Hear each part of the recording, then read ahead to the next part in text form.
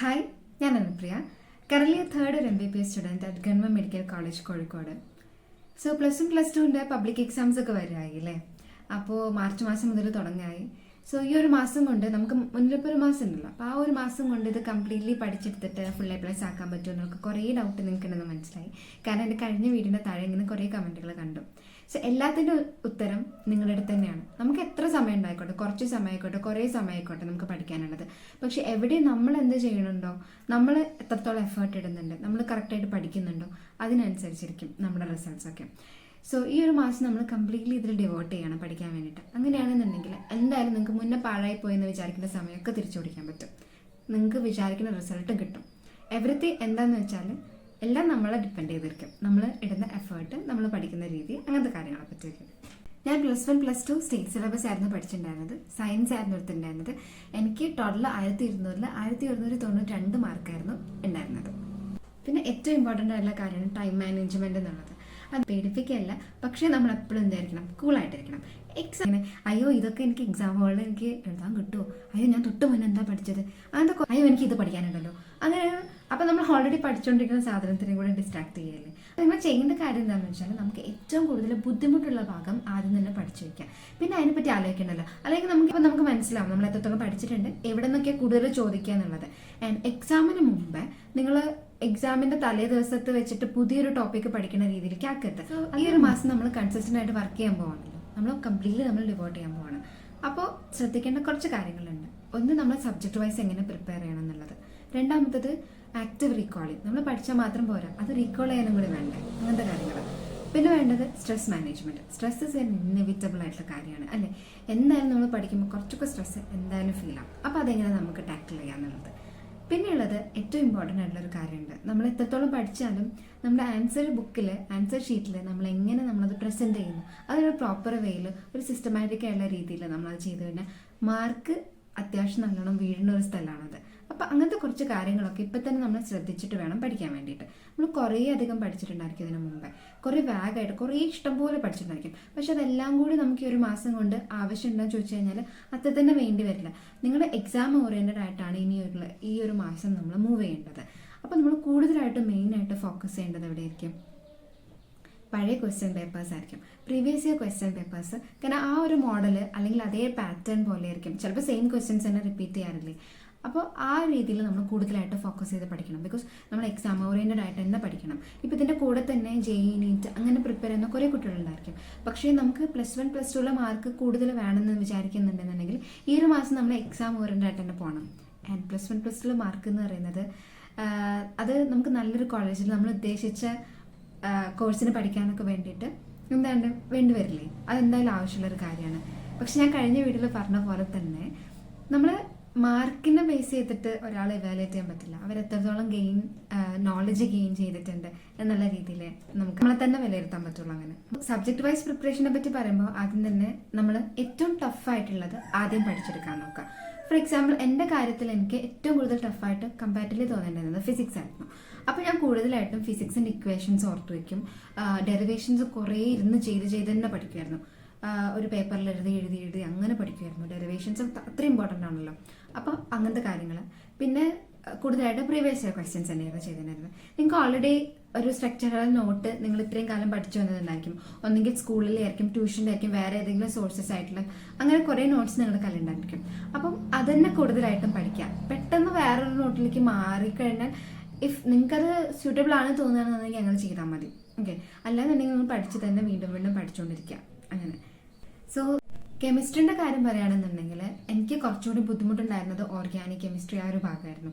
അപ്പോൾ ഞാൻ എന്താ ചെയ്തിട്ടുണ്ടായെന്ന് വെച്ചാൽ ഒരു നോട്ട്ബുക്ക്, ഇതിനായിട്ട് കുഞ്ഞൊരു നോട്ട്ബുക്ക്, അത്ര വലിയ സ്റ്റാൻഡേർഡ് നോട്ട്ബുക്ക് ഒന്നല്ല, ചെറുതായിട്ട് എനിക്ക് മറിച്ച് നോക്കാൻ പറ്റുന്ന രീതിയിൽ ഞാനിങ്ങനെ എഴുതി വെക്കുമായിരുന്നു. ഇങ്ങനെ ഓരോ ഇപ്പോൾ ഹൈഡ്രോ കാർബൺ ആണെന്നുണ്ടെങ്കിൽ അങ്ങനെ എടുത്തിട്ട് അതിൻ്റെ ഓരോ സബ് ടോപ്പിക്സ് ആയിട്ട് അങ്ങനെ എഴുതി വെക്കായിരുന്നു. പിന്നെ എൻ്റെ കയ്യിൽ നോട്ട്സ് ഉണ്ടായിരുന്നു, ടീച്ചേഴ്സ് തന്നിട്ടുണ്ടായിരുന്നു. അപ്പോൾ നമ്മൾ ക്ലാസ് നോട്ട്സും കാര്യങ്ങളൊക്കെ നന്നായിട്ട് ഇങ്ങനെ വായിക്കാം. അങ്ങനെ കൂടുതലായിട്ട് ഒരുപാട് തവണ വായിച്ചിട്ടും കുറേ എഴുതിയിട്ടൊക്കെയായിരുന്നു ഞാൻ കെമിസ്ട്രി പഠിച്ചിട്ടുണ്ടായിരുന്നത്. അതിലും ഞാൻ കൂടുതലായിട്ടും എൻ്റെ ഈ പ്രീവിയസ് ഇയർ ക്വസ്റ്റ്യൻസിൻ്റെ മെയിനായിട്ട് ചെയ്യുന്ന പരിപാടി തന്നെയാണ് ഞാൻ ചെയ്തിട്ടുണ്ടായിരുന്നത്. അത് തന്നെ കെമിസ്ട്രിയിൽ നമുക്ക് ഈ ഹൈബ്രിഡൈസേഷൻ അങ്ങനത്തെ കുറച്ച് കാര്യങ്ങളൊക്കെ ഉണ്ടായിരുന്നില്ലേ, കുറേ വരച്ചിട്ട് ചെയ്യേണ്ട കാര്യങ്ങളൊക്കെ, അതൊക്കെ ഞാൻ സെപ്പറേറ്റ് ആയിട്ട് വരച്ച് നന്നായി വരച്ച് തന്നെ പഠിക്കുമായിരുന്നു. അങ്ങനെ ഇത് ചോദിക്കാൻ സാധ്യത ഉണ്ട് എന്ന് വിചാരിക്കുന്ന കുറേ ടോപ്പിക്സ് ഉണ്ടായിരിക്കും. അത് നിങ്ങൾ ക്ലാസ്സിൽ തന്നെ കേട്ടിട്ടുണ്ടാവും ടീച്ചേഴ്സ് പറഞ്ഞിട്ട്. അത് കൂടുതലായിട്ട് ഫോക്കസ് ചെയ്യുക. അപ്പോൾ നമ്മൾ ഈ പ്രീവിയസ് ഇയർ ക്വസ്റ്റ്യൻ പേപ്പർ നോക്കുമ്പോഴുള്ള കാര്യം എന്താണെന്ന് വെച്ചാൽ ഏറ്റവും കൂടുതൽ ക്വസ്റ്റ്യൻസ് എവിടെ നിന്നാണ് വന്നിട്ടില്ലേ നമുക്ക് മനസ്സിലാക്കാൻ പറ്റും. സോ നമുക്ക് അങ്ങനെ ഓറിയന്റഡ് ആയിട്ട് പഠിക്കാൻ പറ്റും. അല്ലാണ്ട് വേറെ ഇപ്പോൾ ലീസ്റ്റ് ചാൻസ് ഓഫ് ചോദിക്കാൻ സാധ്യതയുള്ള സാധനങ്ങൾ ഉണ്ടാവില്ലേ, അതിങ്ങനെ ഇരുന്ന് പഠിക്കണമെന്ന് ഭേദം നമ്മൾ ഏറ്റവും കൂടുതൽ ചോദിച്ചിട്ടുള്ള ക്വസ്റ്റ്യൻസ്, റിപ്പീറ്റഡ് ആയിട്ട് വന്നിട്ടുള്ള ക്വസ്റ്റ്യൻസ് നമ്മൾ കുറേ നേരം പഠിച്ച് അത് താറാക്കി വെച്ച് കഴിഞ്ഞാൽ പിന്നെ ഒന്നും നോക്കണ്ടല്ലോ. പിന്നെ ആ ചോദിച്ചാൽ അതും കൂടെ എഴുതുക. അപ്പോൾ അതിന് അടിപൊളിയായിട്ട് എഴുതാൻ വേണ്ടിയുള്ള രീതിയിൽ നമ്മൾ പഠിച്ചു വെക്കാം. പഠിക്കുമ്പോൾ തന്നെ ഇങ്ങനെ ഓർഗനൈസ് ചെയ്ത് പഠിക്കാം. ഹെഡിങ്, ഓരോ ഹെഡിങ്സ് ആയിട്ട് നല്ല രീതിയിൽ എഴുതുക. അതേപോലെ തന്നെ ഇമ്പോർട്ടൻറ്റ് ടോപ്പിക്സ് ഉണ്ടെങ്കിൽ അത് അണ്ടർലൈൻ ചെയ്യണം എക്സാമിന് എഴുതുന്ന സമയത്ത്. അപ്പോൾ പിന്നെ വേണ്ടത് നല്ല വലുതാക്കിയിട്ട് കാര്യങ്ങളൊക്കെ എഴുതുക. അത് ഞാൻ ലാസ്റ്റ് പറയുന്നുണ്ട്, ഇങ്ങനെ നമ്മൾ എക്സാം പേപ്പർ പ്രസൻറ്റ് ചെയ്യണം എന്നുള്ള രീതിയിൽ. അങ്ങനെ പറയാം. കമ്മിങ് ടു ബയോളജി, ഞാൻ മുന്നേ പറഞ്ഞ പോലെ തന്നെ ബയോളജി എനിക്ക് ഭയങ്കര ഇഷ്ടമായിരുന്നു. അതുകൊണ്ട് ഞാൻ ചെയ്തൊരു പരിപാടി ഉണ്ടായിരുന്നു. എനിക്ക് എൻ്റെ എക്സാമിന് എനിക്ക് മറ്റേ ക്രിസ്മസ് പരീക്ഷയ്ക്ക് എനിക്ക് തീരെ മാർക്ക് കുറവായിരുന്നു കമ്പാരിറ്റീവ്ലി. ഞാൻ അധികം പഠിച്ചിട്ടുണ്ടായിരുന്നില്ല. ചെറിയൊരു ഉഴപ്പ് വരുന്നൊരു സമയമായിരുന്നു ആ സമയത്ത്. സ്പോർട്സും ആർട്സും അങ്ങനെയൊക്കെ ആയിട്ട് അങ്ങനെ നടന്നുപോയി. അപ്പോൾ ഞാൻ വിചാരിച്ചിട്ടുണ്ടായിരുന്നത്, പിന്നെ പെട്ടെന്ന് മോഡൽ എക്സാമും വന്നപ്പോൾ എനിക്ക് എല്ലാം കൂടി ഒന്നും കംപ്ലീറ്റ് ചെയ്യാൻ പറ്റിയില്ല. സോ ഞാൻ ചെയ്തതാണ് ഞാൻ പറയുന്നത്. ഒരിക്കലും ഇത് ഫോളോ ചെയ്യണമെന്ന് ഞാൻ പറയുകയില്ല. ഞാൻ ചെയ്തിട്ടുണ്ടായിരുന്നു, എനിക്ക് ബയോളജി കുറച്ചും കൂടി എളുപ്പമായതുകൊണ്ട് ഞാൻ ബയോളജി അധികം ഫോക്കസ് ചെയ്യാണ്ട് കെമിസ്ട്രി, ഫിസിക്സ്, മാത്സും കാര്യങ്ങളൊക്കെ നല്ലോണം പഠിച്ചു മോഡൽ എക്സാമിൻ്റെ സമയത്ത്. എന്നിട്ട് ഞാൻ ബയോളജിക്ക് എന്ത് ചെയ്തു, ലാസ്റ്റിലേക്ക് വെച്ചു. അതുകൊണ്ട് എനിക്ക് ബയോളജിക്ക് തീരെ മാർക്ക് ഉണ്ടായിരുന്നില്ല. പക്ഷേ പബ്ലിക് എക്സാം ആകുമ്പോഴേക്കും ഞാൻ ബയോളജി ആദ്യം തന്നെ പഠിക്കാൻ തുടങ്ങി. എന്നിട്ട് പിന്നെ ഫിസിക്സ് അങ്ങനെ പഠിച്ച് പോവുക ചെയ്തിട്ടുണ്ടായിരുന്നത്. സോ ഞാൻ അങ്ങനെ ഒരു ട്രിക്ക് ചെയ്തിട്ടുണ്ടായിരുന്നു. പക്ഷെ എല്ലാവരും ഞാനത് ഫോളോ ചെയ്യുന്നത് പറയേയില്ല. അതൊരു പരീക്ഷണം മാത്രമായിരുന്നു കേട്ടോ. ഓക്കെ. പിന്നെ ബയോളജിയിലാണെന്നുണ്ടെങ്കിൽ കൂടുതലായിട്ട് നമ്മൾ ടെക്സ്റ്റ് വായിക്കാം. പിന്നെ കുറേ സൈക്കിളും ETC, അതേപോലെ തന്നെ ക്ലബ് സൈക്കിൾ, അങ്ങനത്തെ കാര്യങ്ങളൊക്കെ ഉണ്ടായിരുന്നല്ലോ. അതൊക്കെ ചോദിക്കുന്ന ക്വസ്റ്റ്യൻസ് ആയിരുന്നില്ലേ. അപ്പോൾ അതൊക്കെ ഞാൻ കൂടുതലായിട്ട് വരച്ച് തന്നെ പഠിക്കുമായിരുന്നു. കുറച്ച് എനിക്ക് ഓർമ്മയിൽ നിൽക്കാൻ കുറച്ച് ബുദ്ധിമുട്ടുള്ള സാധനങ്ങൾ.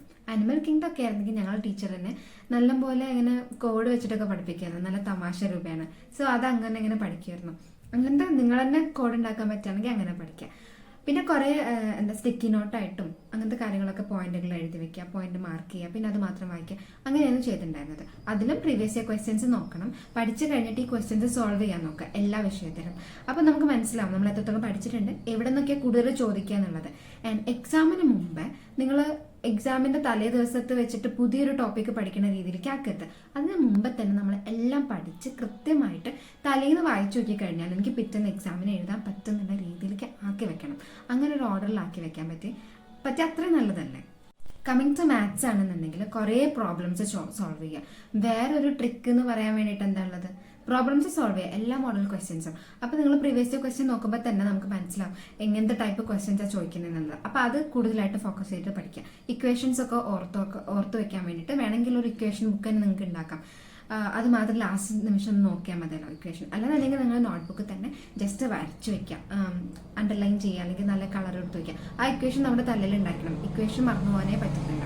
അപ്പോൾ അങ്ങനത്തെ കാര്യങ്ങളൊക്കെ മനസ്സിൽ ശ്രദ്ധിക്കണം. പിന്നെ ഉള്ളത് സെക്കൻഡ് ലാംഗ്വേജ്. ഞാൻ ഹിന്ദി ആയിരുന്നു എടുത്തിട്ടുണ്ടായിരുന്നത്. സോ ഹിന്ദി എനിക്ക് അതിന് പ്രത്യേകിച്ചൊരു സമയം വെക്കണമെന്ന് തോന്നിയിട്ടുണ്ടായിരുന്നില്ല. അപ്പം നിങ്ങൾക്ക് എങ്ങനെയാണെന്നുള്ള വെച്ചാൽ ചിലപ്പോൾ കുറച്ച് ബുദ്ധിമുട്ടുള്ളവരാണെന്ന് നേരത്തെ തന്നെ പഠിച്ചു വയ്ക്കുക. ഗ്രാമർ, അങ്ങനത്തെ കാര്യങ്ങൾ, വേർഡ് മീനിങ്സും പര്യായ പദങ്ങൾ, അങ്ങനത്തെ കുറേ പരിപാടികളൊക്കെ ഉണ്ട്. അപ്പോൾ അതൊക്കെ നേരത്തെ തന്നെ പഠിച്ചു വയ്ക്കുക. പിന്നെ ടെക്സ്റ്റ് ഒക്കെ വായിക്കുക. ഇംഗ്ലീഷും അങ്ങനെ തന്നെ ടെക്സ്റ്റ് കുറേ വായിക്കുക. എൻ്റെ ക്വസ്റ്റ്യൻ സോൾവ് ചെയ്യുക. നിങ്ങളുടെ നോട്ട് പഠിക്കുക. ഇതൊക്കെ തന്നെ ആയിരിക്കും. അപ്പോൾ നിങ്ങൾ ചെയ്യേണ്ട കാര്യം എന്താണെന്ന് വെച്ചാൽ നമുക്ക് ഏറ്റവും കൂടുതൽ ബുദ്ധിമുട്ടുള്ള ഭാഗം ആദ്യം തന്നെ പഠിച്ചു വയ്ക്കുക. പിന്നെ അതിനെപ്പറ്റി ആലോചിക്കണ്ടല്ലോ. അല്ലെങ്കിൽ നമുക്ക് ഏറ്റവും കൂടുതൽ ഇഷ്ടമുള്ള ഭാഗം പഠിച്ചുകൊണ്ടിരിക്കാം. അല്ലെങ്കിൽ നമ്മൾ ഒരു കാര്യം പഠിച്ചുകൊണ്ടിരിക്കുമ്പോൾ ആലോചിക്കും, അയ്യോ ഞാനത് പഠിച്ചിട്ടില്ലല്ലോ. അപ്പോൾ നമ്മൾ എന്ത് ചെയ്യണം, കുറച്ച് ടഫായിട്ടുള്ള ഭാഗം ഉണ്ടെന്നുണ്ടെങ്കിൽ അതിന് കുഞ്ഞു ടോപ്പിക്സ് ആയിട്ട് കുറച്ച് സമയമായിട്ട് നമ്മളിരുന്ന് പഠിക്കുക. അത് ആദ്യം തന്നെ തീർത്ത് കഴിഞ്ഞാൽ പിന്നെ അത്രയും ലോഡ് കുറഞ്ഞിട്ട് ഒരു സമാധാനമായിരിക്കും. പിന്നെ ടെൻഷൻ അടിക്കാതെ തന്നെ പഠിക്കാമല്ലോ. ഞാൻ അങ്ങനെയാണ് ചെയ്തിട്ടുണ്ടായിരുന്നത്. സോ നമ്മളിങ്ങനെ പഠിച്ചാൽ മാത്രം പോരല്ലോ, അതൊക്കെ നമുക്ക് ആക്ച്വലി റീകോൾ ചെയ്യാനും കൂടി പറ്റണം. സോ ഇടയ്ക്കിടയ്ക്ക് നമ്മൾ എന്ത് ചെയ്യണം, റിവിഷൻ കാര്യങ്ങൾ ചെയ്യണം. എല്ലാ ടോപ്പിക്കും റിവൈസ് ചെയ്യണം എന്നല്ല, നമുക്ക് പഠിക്കുമ്പോൾ തന്നെ അറിയണ്ടാവും ഈ ടോപ്പിക്ക് എനിക്ക് ഒരു തവണ പഠിച്ചാലൊന്നും നിൽക്കണം എന്നില്ല തലയിൽ. അങ്ങനത്തെ ടോപ്പിക്കുകൾ നമ്മൾ വീണ്ടും കൂടി ഒന്ന് പറഞ്ഞു നോക്കുക. അല്ലെങ്കിൽ ഒന്നുകൂടി ഒന്ന് ചെയ്ത് നോക്കുക പ്രോബ്ലംസ്. അങ്ങനത്തെ കാര്യങ്ങളൊക്കെ ഇടയ്ക്കിടയ്ക്ക് ചെയ്യണം. സോ ദാറ്റ് നമുക്ക് ഇങ്ങനത്തെ ഡൗട്ട് തോന്നില്ല പഠിക്കുന്ന സമയത്ത് ഇങ്ങനെ, അയ്യോ ഇതൊക്കെ എനിക്ക് എക്സാം ഹോളിൽ എനിക്ക് എഴുതാൻ കിട്ടുമോ, അയ്യോ ഞാൻ തൊട്ട് മുന്നേ എന്താ പഠിച്ചത്, അങ്ങനത്തെ കുറേ വെറുതെ നമ്മൾ ഇതിന് ടെൻഷൻ അടിക്കും. അതെല്ലാവർക്കും വരുന്ന ഡൗട്ട് തന്നെയായിരിക്കും. പക്ഷേ നമ്മളെ തന്നെ ബിലീവ് ചെയ്യുക. കാര്യങ്ങളെല്ലാം നമ്മൾ വിചാരിച്ച പോലെ തന്നെ എക്സാം ഹോളിൽ നടക്കുമെന്ന് വിചാരിക്കുക. ഓക്കെ. അടുത്തത് പറയുന്നത് സ്ട്രെസ് മാനേജ്മെന്റ് ആണ്. സ്ട്രെസ് എന്ന് പറഞ്ഞാൽ ഇന്നവിറ്റബിൾ ആയിട്ടുള്ളൊരു കാര്യമാണ്. എന്ന് പറഞ്ഞാൽ എല്ലാവർക്കും വരുന്നുണ്ട്. ഇപ്പം ഞാൻ പഠിക്കുമ്പോൾ തന്നെ എനിക്ക് എക്സാമിൻ്റെ തലേന്നൊക്കെ ഭയങ്കര പേടിയാണ്. ഇനി സ്ട്രെസ്സൊക്കെ വന്നിട്ട് ഇങ്ങനെ പുണ്ണൊക്കെ വരും വായിലൊക്കെ, ചുണ്ടൊക്കെ പൊട്ടി ആകെ കണ്ണൊക്കെ കുഴിഞ്ഞ് ഒരുമാതിരി ആയിരിക്കും. പക്ഷേ നമ്മൾ തന്നെ എന്ത് ചെയ്യണം, അതിനുള്ള സൊല്യൂഷൻ കണ്ടുപിടിക്കണം. അപ്പോൾ എന്ത് ചെയ്യണമെന്ന് വെച്ചാൽ സ്ട്രെസ്സ് നിങ്ങളിപ്പോൾ പഠിക്കുന്ന ഈ സമയത്ത് നമുക്ക് സ്ട്രെസ്സ് കുറയ്ക്കാൻ വേണ്ടി നല്ല ഫുഡ് കഴിക്കുക, നല്ലപോലെ വെള്ളം കുടിക്കുക. എപ്പോഴെപ്പോഴും പഠിക്കണ്ട, നമുക്ക് ഇഷ്ടമുള്ള കുറച്ച് ആക്ടിവിറ്റീസൊക്കെ അതിനോട് കൂടെ ചെയ്യണം. വീട്ടിലുള്ള ആൾക്കാരോടൊക്കെ സംസാരിക്കുക, അങ്ങനെ കുറേ കാര്യങ്ങളൊക്കെ ചെയ്തിട്ട് ഫ്രണ്ട്സുമായിട്ടൊക്കെ കുറച്ച് നല്ലപോലെ സംസാരിക്കുക. അങ്ങനെ കുറേ കാര്യങ്ങളൊക്കെ ചെയ്തിട്ട് നമ്മൾ സ്ട്രെസ്സ് നമ്മൾ തന്നെ കുറയ്ക്കുക. ഓക്കെ, ദിവസം സ്റ്റാർട്ട് ചെയ്യുമ്പോൾ തന്നെ നമ്മൾ എഴുതി വെക്കുക നമ്മൾ എന്തൊക്കെയാണ് ഇന്ന് ചെയ്യാൻ പോണതെന്ന്. ഒരു ബുക്കിൻ്റെ സൈഡിലോ പേപ്പറിലോ എവിടെയാണെന്ന് വെച്ചാൽ എഴുതി വെക്കുക. എന്നിട്ട് കറക്റ്റ് സമയത്തിനുള്ളിൽ അത് കംപ്ലീറ്റ് ചെയ്യാൻ വേണ്ടിയിട്ട് ശ്രമിക്കണം. ഓക്കെ, പിന്നെ ഏറ്റവും ഇമ്പോർട്ടൻ്റ് ആയിട്ടുള്ള കാര്യമാണ് ടൈം മാനേജ്മെൻറ്റ് എന്നുള്ളത്. അതായത് നമ്മളിപ്പോൾ പ്ലാൻ ചെയ്ത കാര്യങ്ങൾ കൃത്യമായിട്ട് ചെയ്യാൻ വേണം. ഇപ്പോൾ ഒരാൾക്ക് ചിലപ്പോൾ രാവിലെ കൂടുതൽ പഠിക്കാൻ പറ്റുന്ന സമയം അതായിരിക്കും, ചിലപ്പോൾ രാത്രി കുറേ ലേറ്റ് നൈറ്റായിട്ട് ഇരിക്കാൻ പറ്റുന്ന ആൾക്കാരായിരിക്കും. എങ്ങനെയാലും നിങ്ങൾക്ക് എങ്ങനെയാണോ സ്യൂട്ടബിൾ ആയിട്ടുള്ളത് ആ രീതിയിൽ ഫോളോ ചെയ്യുക. അപ്പം ഞാനായിരുന്നു എന്നുണ്ടെങ്കിൽ എനിക്ക് രാവിലെ നേരത്തെ എണീക്കണം, അങ്ങനത്തെ ഒരു ടൈപ്പായിരുന്നു. അങ്ങനെ രാവിലെ നേരത്തെ എണീറ്റിരുന്നിട്ട് പഠിക്കുക. അങ്ങനെയാണെങ്കിൽ അങ്ങനെ എങ്ങനെയാണോ നിങ്ങളൊക്കെ സൂട്ടബിൾ ആയിട്ടുള്ളത് ആ രീതിയിൽ ടൈമിൽ ഇപ്പോൾ കുറച്ച് സമയം നിങ്ങൾ പഠിക്കുന്നുള്ളൂ എന്നുണ്ടെങ്കിലും ആ സമയം നമ്മൾ കൂടുതലും എന്ത് ചെയ്യണം, മാക്സിമം നമ്മൾ എഫിഷ്യൻ്റ് ആയിട്ട് വർക്ക് ചെയ്യാൻ നോക്കുക. ഓക്കെ, പിന്നെ പല ആളുകൾക്ക് പല രീതിയിലായിരിക്കുമല്ലോ പഠിക്കുന്ന രീതികൾ. എന്ന് പറയുമ്പോൾ ഒരാൾക്ക് ചിലപ്പോൾ ജസ്റ്റ് വായിച്ചു കഴിഞ്ഞാൽ തന്നെ മനസ്സിലിരിക്കുന്ന ആൾക്കാരുണ്ടാക്കും. ചില ആളുകൾക്ക് പറഞ്ഞ് പഠിക്കേണ്ടി വരും. ചില ആളുകൾക്ക് പറഞ്ഞ് പഠിക്കുന്നതിൻ്റെ കൂടെ തന്നെ എഴുതി പഠിക്കേണ്ടി വരും. ചില ആളുകൾക്ക് വേറൊരാൾക്ക് പഠിപ്പിച്ചെടുക്കുന്നതായിരിക്കും. എങ്ങനെയാലും നിങ്ങൾക്ക് സ്യൂട്ടബിൾ ആയിട്ടുള്ള രീതിയിൽ ചെയ്യുക. കുറച്ചും കൂടി എഫക്റ്റീവായിട്ട് എനിക്ക് തോന്നിയിട്ടുള്ളത് ഇങ്ങനെ എഴുതി പഠിക്കുമ്പോഴായിരിക്കും. സോ ദാറ്റ് നമ്മൾ എഴുതി പറഞ്ഞു പഠിക്കുക എന്ന് പറയുമ്പോൾ നമ്മൾ കേൾക്കുന്നുമുണ്ട് കാണുന്നുമുണ്ട് ആൻഡ് നമ്മുടെ ബ്രെയിനിൽ അത് രണ്ട് രീതിയിലും സ്റ്റോർ ആവുന്നുണ്ട്. പിന്നെ ഒരാൾക്ക് കൂടുതലായിട്ട് പഠിപ്പിച്ചു കൊടുക്കുമ്പോൾ നിങ്ങൾ ഫ്രണ്ട്സ് കമ്പൈൻ ചെയ്ത് സ്റ്റഡി ആയിട്ട് ചെയ്യുക. അങ്ങനത്തെ കാര്യങ്ങളൊക്കെ ചെയ്യുകയാണെന്നുണ്ടെങ്കിൽ കുറച്ചുകൂടി എഫക്റ്റീവ് ആയിരിക്കും. ടൈം മാനേജ് ചെയ്തിട്ട് വേണം അതൊക്കെ ചെയ്യാൻ വേണ്ടിയിട്ട്. ഓക്കെ, ഇനിയാണ് ഏറ്റവും ഇമ്പോർട്ടൻ്റ് ആയിട്ടുള്ള വലിയൊരു കാര്യം എന്ന് പറയുന്നത്. കാരണം നമ്മൾ എത്രത്തോളം നമ്മൾ പഠിച്ചാലും നമുക്ക് മാർക്ക് കിട്ടുക എങ്ങനെയായിരിക്കും, നമ്മൾ എക്സാം ഷീറ്റിൽ എഴുതുന്നതിനനുസരിച്ചായിരിക്കും. എക്സാം ഷീറ്റിൽ ആ ഒരു 3 മണിക്കൂർ നമ്മൾക്ക് എന്താണോ മനസ്സിൽ വന്നിട്ടുള്ളത് അത് എഴുതുന്നതിനനുസരിച്ചിരിക്കും. പേടിപ്പിക്കുകയല്ല, പക്ഷേ നമ്മൾ എപ്പോഴും എന്തായിരിക്കണം, കൂളായിട്ടിരിക്കണം. എക്സാമിൻ്റെ ആ ഒരു കൂൾ ഓഫ് ടൈം ഉണ്ടല്ലോ 15 മിനിറ്റ്, ആ ഒരു സമയം എന്ന് പറയുന്നത് ടെൻഷൻ അടിക്കുക വേണ്ട. ഇനി റിവൈസ് ചെയ്യാനുണ്ടായിരിക്കും കുറേ കാര്യങ്ങളില്ലേ. ലാസ്റ്റ് ദിവസം എന്ന് പറയുന്നത് ഒരിക്കലും പഠിക്കാൻ വേണ്ടി വെക്കരുത്. റിവിഷൻ ആ ഒരു കാര്യത്തിന് മാത്രം വേണ്ടിയിട്ട് വെക്കാം. റിവൈസ് ചെയ്യാന്നുള്ളതിന് വേണ്ടി മാത്രം വെക്കാം തലേ ദിവസം. അപ്പോൾ ഇനിയും ചിലപ്പോൾ ചില കാര്യങ്ങളൊന്നും റിവൈസ് ചെയ്ത് എത്തിയിട്ടില്ല എന്ന് തോന്നിയിട്ടുണ്ടായിരിക്കും. അപ്പോൾ അതിനെപ്പറ്റി ഒന്ന് ആലോചിക്കുക. ആ ഒരു 15 മിനിറ്റ് നമ്മൾ നല്ല കൂളായിട്ടിരിക്കാം. നമ്മൾ എല്ലാ കാര്യങ്ങളും എടുത്തിരിക്കണം. എക്സാമിന് വേണ്ട ഹാൾ ടിക്കറ്റ്, കാൽക്കുലേറ്റർ, പെന്ന്, കുറേ പെന്നുകളൊക്കെ എടുത്തോ. ഒരേ കളർ പെന്ന് തന്നെ എടുത്തോ. അങ്ങനെ ആവശ്യമുള്ള സാധനങ്ങളൊക്കെ എടുത്തിട്ട് വെള്ളക്കുപ്പി എല്ലാ കാര്യങ്ങളൊക്കെ ആയിട്ട് വെച്ചിട്ട് നല്ലപോലെ വെള്ളം കുടിച്ച് കൂളായിട്ടിരിക്കാം. ഇനി എക്സാം ഷീറ്റിൽ എഴുതി തുടങ്ങുമ്പോൾ തന്നെ നമുക്ക് ഏറ്റവും കൂടുതൽ അറിയുന്ന ക്വസ്റ്റ്യൻസ് ആദ്യം തന്നെ ആൻസർ ചെയ്ത് പോവാം. എന്ന് പറയുമ്പോൾ first impression is the best impression എന്നാണല്ലോ പറയല്ലേ. അങ്ങനെയൊക്കെ ഉണ്ട് വിചാരിക്കാം അല്ലേ. അങ്ങനെ എല്ലാവരും പറഞ്ഞിട്ടില്ലേ. അപ്പോൾ നമുക്ക് അങ്ങനെ കുറച്ച് അത് നമ്മൾക്കും കൂടി കോൺഫിഡൻസ് കൂട്ടുന്ന ഒരു സാധനമാണ്. ലാസ്റ്റിലേക്ക് നല്ലോണം നമുക്ക് ആലോചിച്ച് എഴുതേണ്ടതാണ്. കുറച്ചുകൂടി നമുക്ക് നമ്മളിൽ നിന്നും എഴുതേണ്ട കാര്യങ്ങളാണെന്ന് തോന്നുന്ന ക്വസ്റ്റ്യൻസ് ഉണ്ടെങ്കിൽ ലാസ്റ്റിലേക്ക് വെക്കാം. സമയം അതിന് വേണ്ടിയിട്ട് കണ്ടെത്തി വെക്കണം. ഓക്കെ, പ്ലാൻ ചെയ്യാൻ ഇപ്പോൾ ഇതിന് ഇന്ന ക്വസ്റ്റ്യന് ഞാൻ ഇത്ര സമയം എടുക്കുമെന്ന് കൃത്യമായിട്ട് നോക്കി എഴുതി അതിനുള്ളിൽ തീർത്തിട്ട് അങ്ങനെ എഴുതിപ്പോൾ കാര്യങ്ങളെല്ലാം വൃത്തിക്ക് എഴുതുക. നല്ല രീതിയിൽ അണ്ടർലൈൻ ചെയ്യുക, നല്ല ഹെഡിങ്സ് കൊടുക്കുക. പിന്നെ ഹാൻഡ് റൈറ്റിംഗ് ഒക്കെ കുറച്ചും കൂടി മെച്ചപ്പെടുത്തണമെന്ന് നിങ്ങൾക്ക് തന്നെ തോന്നുന്നവരുണ്ടെന്നുണ്ടെങ്കിൽ അതൊക്കെ മെല്ലെ സൈഡിൽ കൂടെ കൊണ്ടുപോകണം. കാരണം ഹാൻഡ് റൈറ്റിംഗ് വായിക്കാൻ പറ്റുന്ന രീതിയിലാവണ്ടേ. അപ്പോൾ ആ രീതിയിലൊക്കെ നിങ്ങൾ ആക്കിയെടുക്കുക എന്നുള്ളത് നോക്കണം. സ്ലീപ്പ് വളരെ ഇമ്പോർട്ടൻ്റ് ആയിട്ടുള്ളൊരു കാര്യമാണ്. ഇപ്പോൾ പഠിക്കുന്ന ഇടയിലുള്ള സമയങ്ങളായിക്കോട്ടെ, സ്റ്റഡി ലീവിൻ്റെ ടൈം ആയിക്കോട്ടെ, അല്ലെങ്കിൽ നിങ്ങൾ എക്സാമിൻ്റെ തലേന്നായിക്കോട്ടെ, എവിടെയും സ്ലീപ്പ് വളരെ ഇമ്പോർട്ടൻ്റ് ആണ്. കാരണം നമ്മൾ ഉറങ്ങാതെ പോയിട്ട് എക്സാം എഴുതി കഴിഞ്ഞാൽ ഒന്നും തലയിൽ നിൽക്കില്ല. ആകെ ഒരുമാതിരി എന്തോ പോലെ ആയിരിക്കും, നമുക്കൊന്നും കിട്ടില്ല നമ്മൾക്ക് എഴുതാൻ വേണ്ടിയിട്ട്.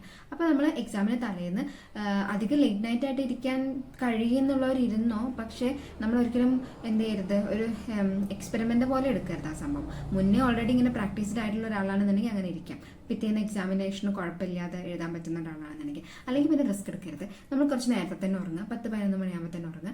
രാവിലെ കുറച്ച് നേരത്തെ എണീക്കാൻ നോക്കുക. എന്ന് വെച്ചാൽ അത്ര നേരത്തെ എണീക്കല്ല. നമുക്കിപ്പോൾ 9 മണിക്ക് എക്സാം ഉണ്ടെന്നുണ്ടെങ്കിൽ 6 മണിക്കെങ്കിലും എണീറ്റിരിക്കണം. ബിക്കോസ് അതിന് തൊട്ട് മുന്നേ നമ്മുടെ ബ്രെയിൻ ഒന്ന് വർക്കപ്പ് ചെയ്തെടുക്കണം. ചെറിയൊരു എക്സസൈസ് പോലെ, അതായത് റിവിഷൻ ചെയ്യുക. അപ്പോൾ ആ ഒരു സമയത്ത് റിവൈസ് ചെയ്യാൻ നമുക്ക് നല്ലോണം ഓർമ്മയിലുണ്ടായിരിക്കും. പിന്നെ നമ്മളെ ബ്രെയിൻ ഒന്നും കൂടി എന്ത് ചെയ്യുന്നത് നല്ലപോലെ എഴുതാൻ വേണ്ടിയിട്ട് ഓൾറെഡി ഒന്ന് മോട്ടറായിട്ട് നിൽക്കായിരിക്കും, വർക്കപ്പ് ചെയ്ത് നിൽക്കായിരിക്കും. സോ ഇത് നമുക്ക് കൃത്യമായിട്ട് എഴുതാൻ പറ്റും. സോ എല്ലാവരും ടെൻഷനൊന്നും അടിക്കേണ്ട, നല്ലപോലെ പഠിച്ചാൽ തന്നെ കിട്ടാവുന്നതേ ഉള്ളൂ. അപ്പോൾ എല്ലാവരും നല്ലപോലെ പഠിച്ച് നല്ല രീതിക്ക് തന്നെ പ്രിപ്പയർ ചെയ്തിട്ട് എക്സാം എഴുതാം. എല്ലാവർക്കും ഓൾ ദ ബെസ്റ്റ്. പിന്നെ എന്തെങ്കിലും ഡൗട്ടോ കാര്യങ്ങളൊക്കെ ഉണ്ടെന്നുണ്ടെങ്കിൽ ചോദിച്ചോണേ, ഞാൻ റിപ്ലൈ തരാം. ഓക്കെ, അപ്പോൾ ശരി, ബൈ.